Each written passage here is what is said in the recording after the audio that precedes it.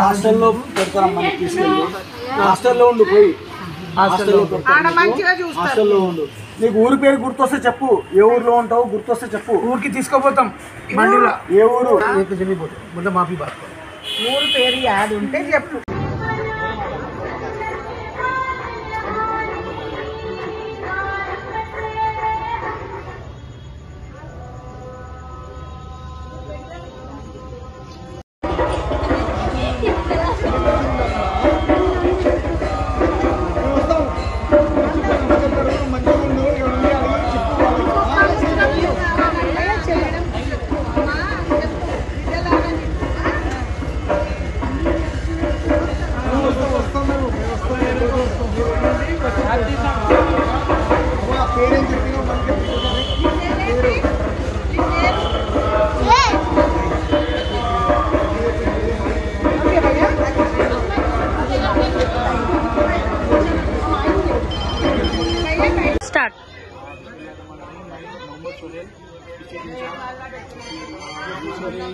Foundation के मेरे साथ स्टेट प्रेसिडेंट शेख आमिर और state vice president Akbar Beg sahab, Taskeen Ahmed sahab national president और चीफ इंचार्ज साहब सरदार साहब के हिदायत पे हम लोग आज आसिफ नगर एरिया में आए, जहाँ पे हमारे आईक्यूब मेंबर रवि कुमार साहब, मंजुला मैडम और प्रसन्ना मैडम के पास एक केस आया था जिसमें एक हमारी बूढ़ी माँ को जिसकी खुद की बेटी ने रोड पे छोड़ के चले गए।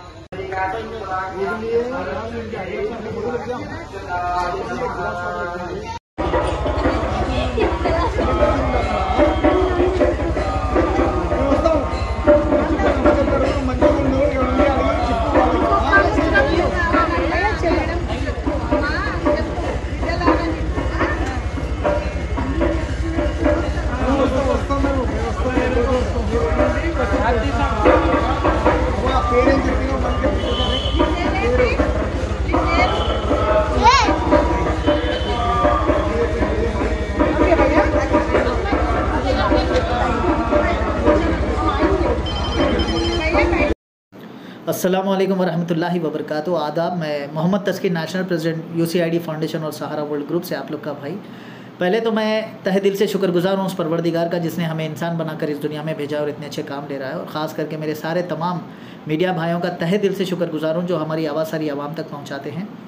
और ख़ास करके जो हमारे ऑफिशियल्स हैं तेलंगाना स्टेट के, जो पुलिस और सारे ऑफिशियल्स का मैं तहे दिल से शुक्रगुजार हूँ जो माशाल्लाह काफ़ी हेल्प करते हैं, सारे लोग को बढ़ चढ़ कर हिस्सा लेते हैं हर परेशानियों में लोगों की तकलीफ़ें दूर करने के लिए। और कल इसी तरह कल एक 10 सितंबर को एक आसिफ नगर पुलिस स्टेशन के हुदूद में एक वाक़या पेश आया था, जो हमारे हिंदू माँ कोई घर से हकाले गए थे, तो वहाँ पे आके कोई बेचारे बेसहारा रोड पर पड़े थे कई दिन से।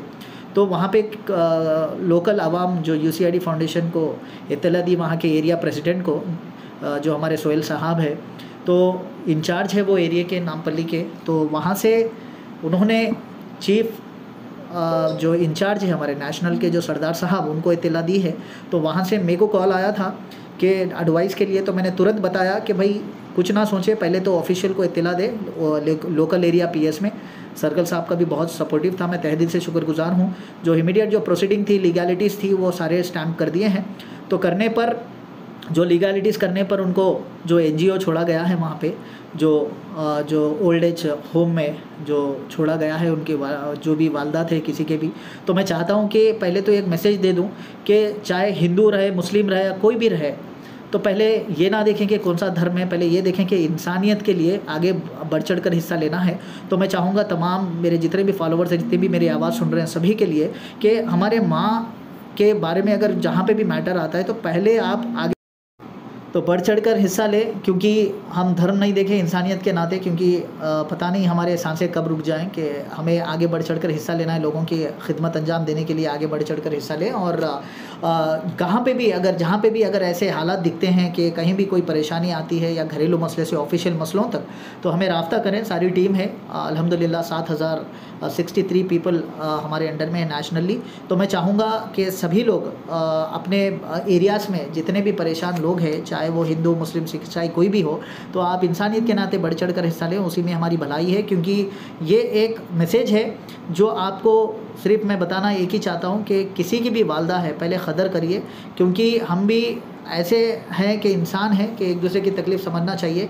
तो जितने भी औलादें हैं सभी के लिए मैं एक मैसेज देना चाहता हूँ कि माँ बाप 10 औलाद को पाल सकते हैं, लेकिन 10 औलाद मिलके एक माँ बाप को नहीं पालते। तो मैं चाहूँगा प्लीज़ इसमें गौर करिए बात को, और जहाँ पे भी ऐसे केसेस दिखते हैं तो इत्तला दें, उनको सपोर्ट करें। तो बस यही मैसेज देना चाहता हूँ कि देखिए, माँ बाप ऐसी चीज़ है कि हमें ज़िंदगी दी, सांसें दी, सारी चीज़ उन्हीं की लिए हुई है। तो मैं चाहूँगा कि प्लीज़ ऐसे ना करें, क्योंकि एक ना एक दिन आप भी किसी के बाप बनने वाले हो। तो आपको भी अगर औलाद नसीब होगी तो अल्लाह ये भी आपको दिन दिखा देगा बहुत ही जल्द। लेकिन मैं चाहूँगा चाहे कोई भी धर्म हो, अपने माँ बाप की कदर करें, क्योंकि सभी मिलता है दुनिया में, माँ बाप की जगह नहीं मिलती। तो मैं माँ बाप नहीं मिलते, तो इसी हिसाब से आप लोग से एक मैसेज देना चाहता हूँ कि आप लोग सभी एक दूसरे का हाथ पकड़कर थाम कर चले और माँ बाप की हमेशा खिदमत करते रहें। ऐसे ना करें कि रोड पे ना छोड़े।